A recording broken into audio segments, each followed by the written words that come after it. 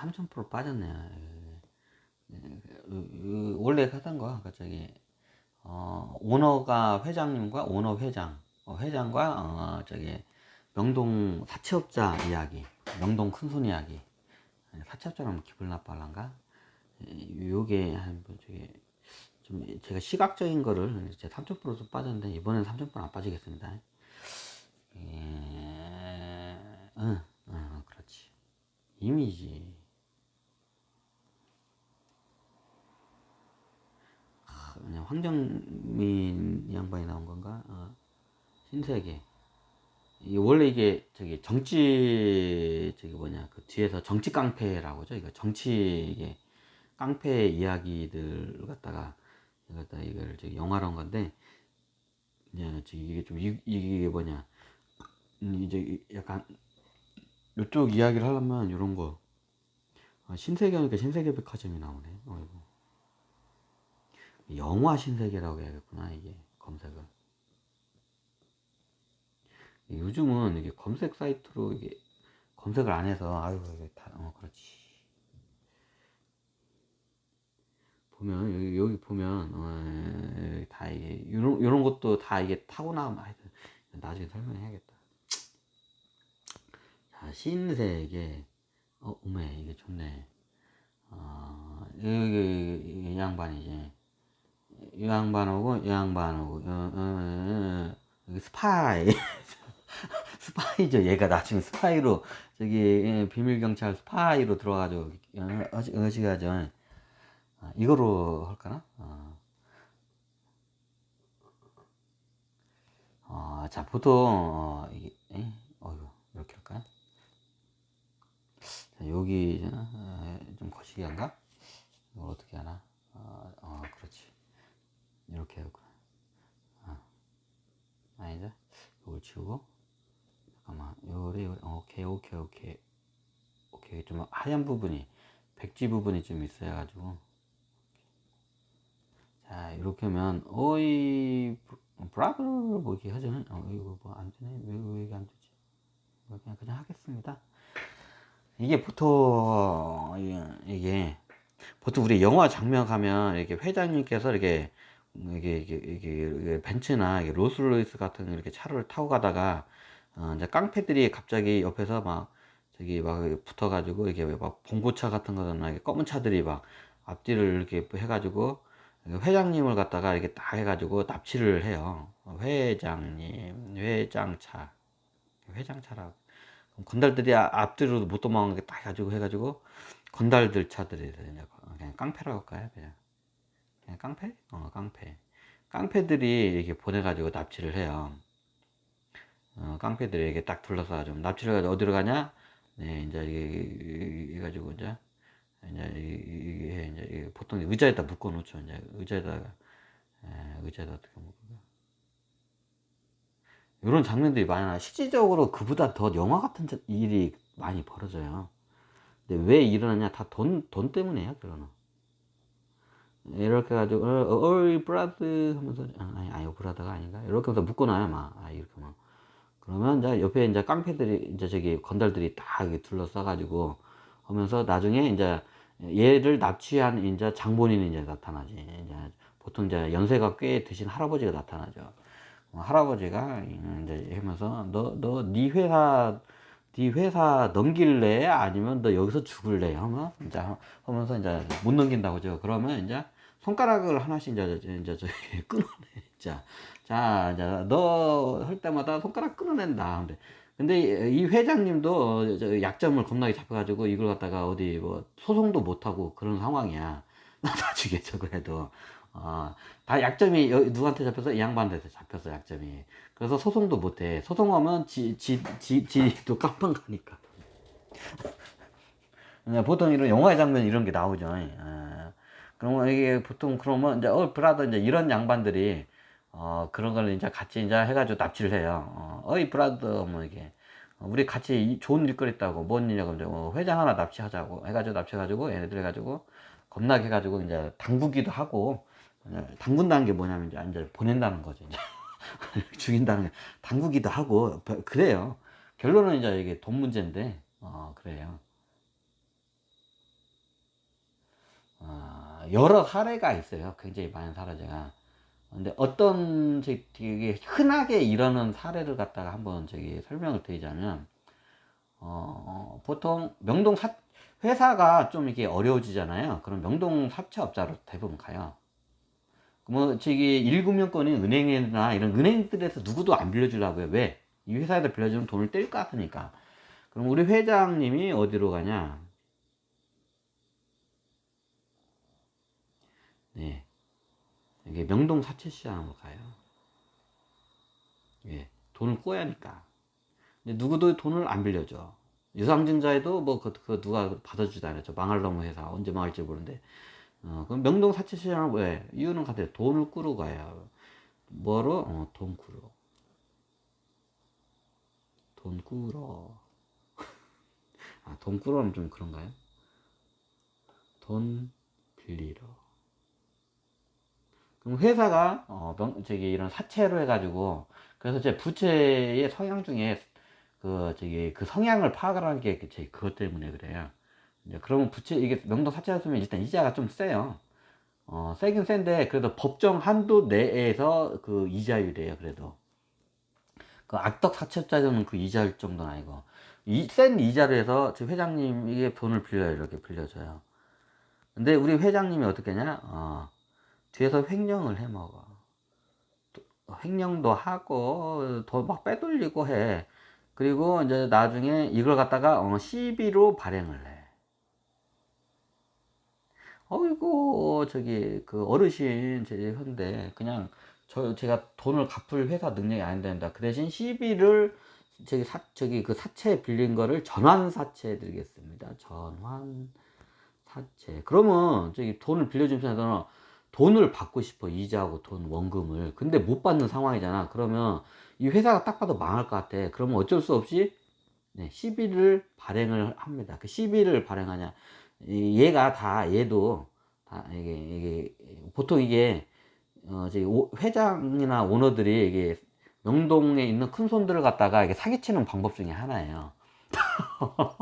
사기를 쳐요. 명동사채. 그럼 나중에 시비로 이렇게 해가지고 준다고 해요. 그리고 뒤에서는 횡령을 계속 해먹어. 회사 돈을 빼돌려 먹어. 회사는 적자를 계속 내면서. 직원도 월급도 제대로 못 주면서, 뒤에서 다 쪽쪽쪽 다 회사 재산도 팔아서, 팔아먹고, 영업이익 낸 것도 뒤로 다 빼돌리고, 회장놈이 다 빼돌려. 나중에 이거 아유 어르신 이게 이제 그러면 이게 주인 만난 게 이제 회장이 명동 사채업체 그게 큰 손이라고 해요. 큰 손한테 돈을 빌려 가지고 했는데 못 갚는데 어떡해요? 그러면 뭐 죽일 수도 오고 돈 빼는데 그러면 시비 발행을 어쩔 수 없어요. 명동 사채업자는 현금으로 받고 이자 그렇게 현금으로 받기를 원해. 대부분은. 근데 어쩔 수 없이 시비를 발행해가지고 할 수밖에 없는 상황이 와. 그러면 이게 회사가 망하나 해서 이게 없어지는 것보다도 그러면 나중에 돈도 뛰잖아요. 이 명동 사채업자 이 양반도 큰 손도. 그러니까 보통 시비를 발행, 전환 사채 쉽게 이 빚을 갖다가 네 주식으로 발행을 해가지고 주식으로 대신 받습니다. 그럼 이 회사가 또 이제 그럼 부채 비율이 이제 낮아져요. 그러면 마치 그 외부 회계 장부상으로는 회사가 건전한 것처럼 포장이 돼요. 이제 그러면 이제 또 이제 주가 가지고 장난을 쳐. 회장 놈의 새끼가. 이 개놈의 새끼가 또. 마치 부채비율이 줄어들고 회사가 마치 건전성 있는 것처럼 하는데 이게 시비 발행한 거예요. 그래서 시비 발행해 가지고 회사에 이거 갖다가 투자자들 겁나게 속여요. 시비 이거 가지고. 근데 명동사업자도 이게 했어. 근데 명동사업자가 큰 돈이 해가지고 예를 들어서 이 회사 주식이 한 30%를 갖고 있어. 우리 명동 큰 어르신이라고 해야 되나? 큰 어르신. 한 30%를 갖고 있어. CB 발행해서 자기는 주식을 갖고 싶지 않은데 어쩔 수 없이 CB 발행하니까 30%를 갖게 됐어. 일단 갖고 있어. 근데 이게 이놈의 새끼가 보니까 예전에 이제 이자를 꼬박꼬박 줄 때는 이 회사에 대해서 이제 그게 빚 돈을 이게 떼어먹을 건지 그 정도만 하지 이게 투자자 관점으로 가면 이제 뭔 짓거리 하는지 이제 더 깊숙하게 이제 디테일하게 분석이 들어가겠죠. 명동 사채 이제 큰 손 어르신이 그러면 이 양반이 보니까 이놈의 자식이 돈을 갖다가 이자도 안 내고 일부러 다 횡령을 하는 거야. 돈을 뒤에서 다 비자금 해가지고 저기 지 손자나 지 아들 저기 거기 저기다가 비밀리에 다 저기 그걸다가 저기 그 비밀 그 외국의 계좌들이 다 있어요. 거기다가 이제 뭐 문화재나 뭐 그 미술품문 같은 거 겁나게 이거 사들여 가지고 이제 그걸 갖다가 저 벙커에다가 저기 넣어놔. 왜냐면 그건 나중에 이게 돈 세탁하기가 딱 좋거든. 대표적인 게 미술품하고 문화재예요. 그럼 그거를 이게 저기 조세피나무 거 벙커에다가 딱 이걸 저기 그걸 갖고 그거를 저기 뭐냐 그걸 갖다가 저기 이게 맡기고 그거를 보관해 해주는 그 업체들이 따로 있어요. 조세피나무과에 보면. 그럼 걔네들이 그럼 저기 그걸 갖다가 저기 이게 맡기면 그 보관료를 주면 걔네들이 나중에 그 도난을 당하거나 그렇게 되면 그에 대해서 보험까지 다 들어놨기 때문에 이제 손실이 안 나요. 보험도 다 들어놓기 때문에. 그 비싸요. 그거 저기를 하는데. 그럼 그런 데다 다 이렇게 짱 박아놔. 어떤 놈이 회장놈의 새끼가.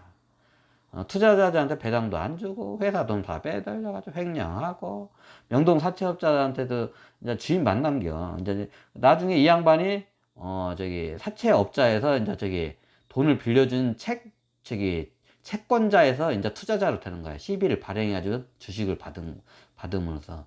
그럼 이 회사에 30%의 지분을 갖고 있어. 회장님은 한쪽에 한 20% 갖고 있어. 누가 대주주야? 이 양반이 대주주야. 근데 이 양반은 이 회사가 예를 들어서 뭐 저기 식품회사인데 식품에 대해서는 전혀 몰라 이 양반은. 그럼 아무것도 몰라 회사 경영에 대해서는 이 양반은. 그러면 얘한테 그냥 바뀔 수밖에 없어. 대부분 그렇게 돼. 근데 이 양반이 하던지 계속해. 근데 나중에 얘가 이제 저기 스파이를 보내. 이제 요런 스파이를 하나 보내요. 그 회사에다가 저기 자기가 임의적으로 이사를 갖다가 넣어서 이렇게 저기 감시를 하기도 하고, 왜냐면 30% 지분을 있기 때문에 자기 사람을 이사로 넣기도 해요. 그럼 이놈이 뭔 짓거리 하는지 이사로 가지고 하기도 하고, 아니면 여러 채널이나 이런 심부름 쌤사 같은 데 많잖아요. 그럼 그것만 이게 전문적으로 캐내는 업체들이 있어요. 그 저기 이게 저기 비자금 이게 회사 또 횡령할 비자금 이걸 갖다가 찾아내는 그것만 전문적으로 하는 회사들이 있어. 그럼 그런 애들한테 의뢰를 해요. 명댕이 이게 사채업자 이게 큰 손들이 이게 보통 이게 큰 어르신이라고 해요. 이 바닥에서는 큰 어르신들이 그럼 거 해. 그러면 그럼 걔네들은 그걸 갖다가 직업적으로 하는 그거만 한 회사가 따로 있어요. 그게 그런 회사들이. 그럼 어떻게 해요? 이 회사를 갖다가 이제 추적을 해요. 그 현장이나 그러면 이 회사 얘네들은 이 오너들이 회사 돈을 어떻게 횡령을 하고 빼돌리는지를 겁나게 이게 데이터가 많이 쌓이기 때문에 그냥 순식간에 그냥 그걸 간파를 해. 그러면 이걸 갖다 어떻게 한다? 네, 그럼 보고를 해요. 누구한테? 여기 대주주가 시비 발행을 받은 대주주 이제 사채업자 이제 대주주 30%이 양반. 이 양반은 이제 식품회사에서 예를 들어서 식품회사에도 아무것도 몰라, 이 회사에도. 근데 나중에 이걸, 어쨌든 의뢰를 하니까 이놈의 새끼가 다 내 돈을 갖다가 빼돌린 거야. 최대주인데. 내 돈을 다 빼돌리고 있었던 거야. 이놈의, 회장놈의 새끼가. 그래, 그 돈을 다 어디냐? 지 자식놈의 새끼하고, 지 손자놈의 새끼, 그 비밀 계좌에다가 다 그걸 다 조세 피난국가에다 다 이걸 갖다가, 어떻게, 이걸 갖다가 이게 돈 세탁해가지고 다 이게 다른 나라로 빼들래. 딴 나라의 조세 피난국가. 보통 조세 피난국가로 많이 보내요. 왜냐 우리나라에서 그걸 들통이 나거나 내부자에 누가 이걸 신고를 하잖아. 그러면 그게 나중에 다 추징을 당하기 때문에 이게 뺏겨요. 그럼 안 뺏기려면 어떻게 하냐? 간단해요. 조세 피난국가 가면 거기서는 다 그 보호를 해줘요. 그냥 여기서 조세 피난국가. 다 비슷해요. 조세 피난국가로 가요. 그러면 조세 피난 국가에서 달러나 유로화, 엔화, 마르크화, 이게 하여튼 이게 마르크화가 이제 뭐였구나. 이런 좀 안정적인 그 현금을 쌓아놔요, 진짜로. 왜냐면 이게 은행에다 놓으면 나중에 이게 인터폴이나 이게 오게 되면 다 들켜. 그래서 은행 계좌에다는 정식으로 못 넣고 얘네들이 보통 어떻게 작업을 하냐면 조세 피난 국가에 있으면 이게 벙커 계좌가 있어요. 벙커 계좌라고 해요. 그걸 일명. 벙커 계좌가 뭐냐? 거기다가 우리가 알고 있는 계좌가 아니라 보통 이게 벙커 같이 이게 자기 벙커 창고가 있어요. 그럼 이 벙커를 지켜주는데 그 옛날 저기 약간 저기 뭐냐 그 유대인들이 마치 황금을 이렇게 맡기면 황금 보관비를 받듯이 얘네들이 그 저기 그 보관료를 받아요.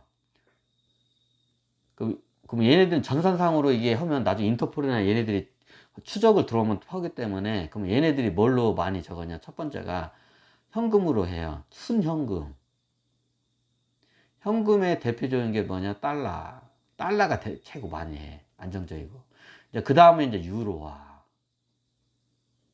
이 대부분이 이제 세 번째가 이제 엔화하고 이제 위안화인데 여기는 좀 약간 저기 많이 않고 대부분 거의 한 70%는 달러로 쟁여놓고 얘네들이 거의 한 20%는 유로화로 이렇게 해요. 왜냐면 이게 안정적이기 때문에.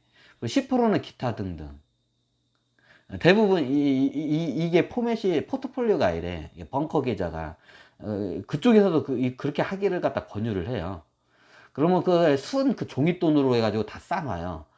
그러면 이게 우리가 보는 게 TV에 보면 한국은행 뭐 돈 푼다고 하면 이게 무슨 지게차로 막 5만 원짜리 막 그걸 갖다가 막 이게 날르잖아 겁나게. 그럼 진짜로 그런 게 창고에 이게 쌓여 있어 그런 게 진짜로. 정말로 그런 게 많아요. 다 대부분 달러야. 70%가 거의 달러고 20%가 유로화야. 그러니까 두 번째로 뭘 하냐 미술품이에요. 이제 조각상이나 이런 미술품. 이제 이거 같은 게 사놓으면 나중에 보통 희소이기 때문에 이게 가치가 올라요. 미술품, 그림이 대표적이고, 그 다음에 조각상. 요걸 많이 해요, 보통. 세 번째가 뭐냐? 문화재예요. 문화재도 시간이 지나면 한 이제 20년, 30년 후에면 이제 손자 때나 이제 30년, 50년 후에는 손자 자식 때 이게 빛을 바르기 때문에 문화재 같은 거를 많이 쌓아놔요. 우리나라 문화재가 굉장히 발굴이 많이 되는데 시중에 안 보여. 다 그 벙커에 있어요. 다 저기 조세핀 한국가 다 벙커에 다 숨어 있어 문화재들이. 그러니까 문화재를 갖다가 이게 다 해내요. 문화재는 뭐 제 굳이 말하면 불상이나 뭐 김홍도 옛날 그림 같은 거 있잖아요. 이제 이런 건 시간이 지나면 지나면 가격이 올라요. 문화재를 많이 선호해요. 근데 이게 너무 희소하기 때문에 인플레이 플러스 저기 희소성. 그러면 나중에 1억 원에 샀던 게 한 30년, 50년 후에 그 문화재 하나를 1억 원에 샀잖아요. 그러면 이게 막 10억, 100억까지 이게 뛰어요, 실질적으로. 그럼 그게 문화재가 그대로 누가 하냐? 예, 그러면 그게 손자한테 그게 물려줘요. 그럼 손자가 나중에 그걸 이제 그 암시장에서도 암시장이 다 이루어져요. 그러면 서로 간에. 그럼 나중에 그거 갖다 현금화 하고 이게 돈 사택에서 이게 또 왔다 갔다 해요. 이것 때문에 예전에 김영삼 대통령이 저기 금융실명제를 한 거예요. 이게 우리나라가 이게 이게 숨어 있는 돈들이 너무 많으니까 이걸 갖다 양성화 시키기 위해서 이걸 갖다가 이게 한데 이제 이게 역효과로 일어났죠. 이게 일명 벙커 계좌라고 해요. 이걸 갖다가 벙커 계좌에 넣으면 계좌에다 넣으면 이자를 주잖아. 이자를 안 줘. 뭘 줘? 오히려 보관료를 내줘야 돼. 어디에 있어요? 대부분 조세핀 한국가에 있어요. 이런 것들. 이런 애들은 그 나라 법이 이런 저기 구린 돈을 이게 벙커 계좌에 되는 거를 법 자체가 보호를 해줘요. 그 나라는. 그러니까 이게 저기 우리나라도 이걸 예전에 보면 이런 말 많이 나오죠. 스위스 계좌에 뭐 비자금이 있네 뭐네. 나중에 스위스 계좌가 중립국 그쪽으로 많이 오니까 이제 옛날 CIA도 그러고 이제 우리나라 국정도 그러고 이제 이 구린 돈 같은 거 이런 거 뭐냐 인터폴도 하니까 나중에 스위스를 갖다 압박을 해가지고 계좌 오픈을 다 했어. 그래 겁나게 털렸어요. 그래가지고 그 당시에 이게 풍선 효과로 그게 이제 옛날에 스위스 쪽에 다 이렇게 있었는데 풍선 효과냐 그걸 갖다 누가 다 이제 받아먹냐. 네, 조세 피난 국가들 생겨요. 우리가 딱 들으면 그런 나라가 있어 딱 그런 느낌이 있잖아요. 그럼 이 나라들은 이런 사람들을 갖다 보호를 해요. 왜냐하면 먹고 살 게 없어. 국가에서 수익을 창출하고 세금을 걷어낼 게 없어. 그러면 이런 거를 해주잖아요. 부호들이 겁나게 여기서 돈을 많이 들어오기 때문에 세수가 그 국가 입장에서는 세수가 겁나게 들어와요. 다른 뭐 산업이나 뭐 농업 같은 거 관광도 없어. 조세표라는 것에 이런 거 같은 거 해주잖아요. 그럼 이쪽에서 세수가 겁나게 많이 거친다고 하더라고. 그래서 조세 피난 국가들이 그 법 자체가 얘네들 보호하는 법이에요. 그런 법을. 이런 구린 돈이 있는 거. 그래, 인터폴이나 이런 우리나라 이게 국정원이나 금감원에서도 추적이 들어가요, 다. 그럼 얘네들이 다 보호를 해. 다 이쪽에 있어. 조세 피난 국가에. 계좌, 그 벙커 계좌에 다 있어요. 그럼 이 돈을 하면 나중에 이제 이게 명동 사채업자 그걸 다 이제 해가지고 알아내. 열 받아, 안 받아? 열 받지. 그럼 어떻게 해요? 작전을 합니다. 어떻게? 회장을 갖다가 이제 저기 회장하고 심한 경우에는 회장 그 오너 가문 전체를 갖다 한꺼번에 납치를 동시에 해버려요. 그래가지고 돈 내놔. 여기서 돈 내놓을래? 죽을래? 일단 선택해. 이제 하고 이제 거기서 고문도 해요. 실질적으로. 처음에는 버티죠. 돈이 겁나게 많으니까. 그러다가 저기 한 명씩 죽여요. 실질적으로. 그럼 나중에 뭐야 죽음 앞에서는 돈도 필요가 없죠. 그럼 나중에 이제 딜을 해요. 회장하고 저기 이 사채업자고. 그러면 내가 저기 당신 그 돈하고 얼마 줄 테니까 이게 우리 풀어달라고. 그러면 명동 저기 사채업자는 그때는 필요 없다고. 네 회사 넘기고 네 저기 이거 하라고 해요. 그러면 나중에 실질적으로 이제 딜을 하게 되면 어마어마한 금액이 이제 이쪽으로 넘어와요. 이제 돈 세탁을 해가지고. 그리고 이제 이게 옛날에 그 시비 발행하고 저기 한 금액, 이자 감안하고도 이제 몇 배의 금액을 줘버려요. 영화 같은 일이 실제로 발生해요. 이게 금융 마피아나 이쪽에서 이게 굉장히 발달. 그러면 이제 얘네들이 아유 우리가 애들 내 돈만 있나 우리 애들도 떡값을 져야 할 거냐고 저 보고 우리 애들도 떡값을 져야 우리 브라더 얘들도 이게 이제 저기 이게 재벌계 대기업이나 재벌계는 기본적으로 저기 이게 뭐냐 조직 건달도 이게 끼고 있어요 다 기본적으로 이제 이런 저기 작업을 해요 왜 잘하냐고요 옛날에 제가 이게 주주총회 같은 게 옛날 제가 아는 분 중에 작전을 한 사람도 있었고, 그 주주총회 알바를 가는 저기 그 방청 알바 중에 있어요. 그게 뭐냐, 주주총회 가가지고 그 마치 그 회사에 주식 조금 사놓고, 저기 이제 보통 그 세력들이 그걸 다 시켜, 뒤에서. 하여튼 그 사놓고 주주총회 가가지고 깽판 놓는 애들이 있어요. 내가 그거 알바가 있어. 그러면 우리가 대모하면 뭐 이게 나쁜 회장 물러가라 경영권 내놔라 하면 경영권 분쟁 같은 게 하면 주주총회가 한번 열리잖아요. 이게 큰 강당 같은 데서 소주주총회 하면 그러면 가가지고 막 이런 이게 알바 그거만 알바 하는 애들이 있어요. 따로 방청 알바 중에. 그럼 이제 그 알바 하는 애들 그 세계에 대해서 제가 많이 들어서 알아요. 자, 어디서 들었는지. 우리 구글 AI가 가르쳐 주고 듣지만, 현장에서 이렇게 그쪽 관련 사람들은 들은 게 많아요. 참고적으로 제가 이게 그런 쪽에서 이런 사람들 만나서 이제 이런 거에 대해서 이게 아는 방법이 이제 따로 있어요. 그래, 이런 일들이 실질적으로 일어나요. 진짜 이게 보면, 그러면 이게 저기 명동 사채업자들이 나중에 사기를 당한 거 알아. 누구한테? 회장한테. 회장 오너 가문들한테 그러면 진짜로 그 회장을 납치를 해가지고 고문을 해요. 나한테는 그럼 나중에 딜을 하든가 진짜로 이게 근데 대부분 딜을 해요. 왜냐하면 여기서 내가 죽는 것보다 좀 토해내고 풀려나는 게 좋잖아. 그러면 이게 큰 금액을 토해내요. 어디 있는 조세피난 국가에 있는 벙커 계좌에서 이렇게 가지고 이렇게 돈 세탁해가지고 이게 명동 사채업자한테 넘겨요. 그리고 풀어줘요 실질적으로. 그리고 이제 저기 모든 주식을 처분하고 이제 빠져나가죠. 이제 명동 사채업자는. 여기 이 회사 주식 갖고 있어 봤자 나중에 뭐시 볼장 다 받고 뻔하니까. 이런 일들이 실제로 발생을 해요.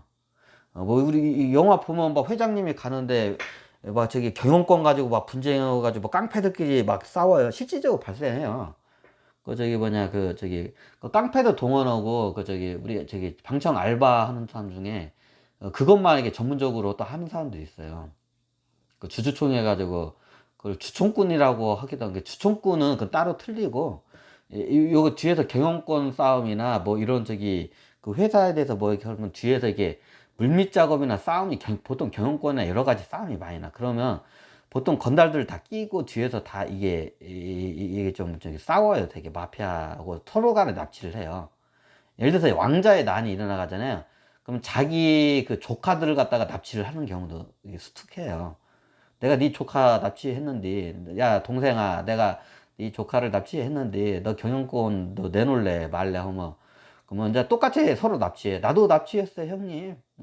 형님 아들내미 나도 납치했어요. 제가 어떻게 하실까요? 그러면 막 하면서 나중에 진짜로 일어나요, 그런 일들이 현실적으로. 근데 외부로는 안 그렇죠. 서로 이제 그게 알려지면 굉장히 껄끄러운 상황이 서로 일어나니까,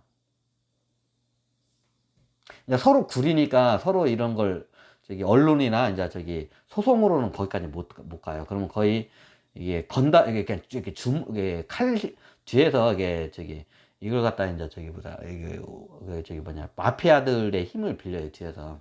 마피아들끼리 서로 이렇게 싸우고 이렇게 하다 보면 이렇게 해요. 그러면 예전에 저희도 보면 그 알바를 다니는 애들이 있어. 그 저기 뭐냐 다니는 양반들이 있어요. 그 직업적으로. 그 주주 저기 그 총회 가가지고 저기 깽판 놓고 막 이렇게 데모듯이 이게 이게 조 머시기 회장은 물러가라, 이 사기꾼 물러가라 하고 막 하면서 뭉치면서 막 이게 선동을 해요. 이제 그거를 하는 저기 그 따로 하는 그 저기 뭐냐 전문 그 저기 꾼들이 있어요, 따로 그게. 이제 거기서 내가 아는 사람이 알바도 이제 그걸 해가지고 그쪽 세계에 대해서 아 이런 세계도 있구나, 아 이런 신세계가 있구나, 이제 그때 제가 알게 됐어요. 그래서 제가 이 신세계를 이렇게 바탕으로 한번 해요. 이제 대략적으로 이렇게 이제 해가지고 이게 이런 신세계들이 있어요. 겁나게 이거 센 거 가르쳐 줄 거예요, 이게. 어디 가서 이런 얘기 하잖아요. 아유, 뭐, 거지 같은, 뭐, 어디 영화 찍냐고. 영화보다 더 영화 같은 일이 현실에서 일어나요, 실질적으로. 영화에서 상상도 할 수 없는, 영화는 거의 픽션 상상이잖아. 영화에서 상상도 할 수 없는 일들이 현실에서는 더 일어나요. 우리가 그걸 모르고 있을 뿐이지. 실질적으로 이런 일들 흔하게 일어나요. 이런 사례는 흔하디 흔한 사례예요. 굉장히 흔한 사례. 아주 흔한 사례 중에 하나예요. 어디 가서 이런 소리 못 들어요. 이거는 진짜로 현장, 제가 이런 말 하는데, 진짜 이게 뭐 하수구 저기 구멍을 그냥 닥닥해 저기 휘젓고 다녀야 이게 보이는 이런 정보에 이런 것들은. 이거 아무나 이런 걸 수집하는 게 아니에요, 이런 것들은. 저 따라했다가 이게 골로 갈 수가 있습니다. 이런 거는 여러분들이 이렇게 수집하는 거 아니에요. 어느 순간에 골로 갑니다, 여러분들. 이제 저 같은 게도 수집한 건 아니고, 어떻게 알다 보니까 사람은 이 사람 저 사람 알다 보니까 이런 사람들을 알고 그 사람들을 통해서 그쪽 우리가 이런 일반인들이나 미처 모르는 그 신세계가 그 신세계가 있어. 새로운 세계가 우리가 알지 못하는 새로운 세계들이 겁나게 많아요. 그 세계의 일부분을 제가 한번 이게 제가 강의를 해드렸어요. 하여튼 일단은 이런 요 강의는 신세계예요. 요번 강의는 뭐냐 명동 사채시장의 신세계라고 할까? 명당 사채시장의 신세계? 뭐 신세계는 아니야. 알만한 건 다 알아요. 이미 그냥 이건 흔한 케이스야. 아주 흔한 케이스. 일반인들은 모르지. 네, 오늘은 이렇게 명동 사채시장의 신세계에 대해서 한번 이렇게 강의를 했습니다. 강의가 맞나? 네, 감사합니다.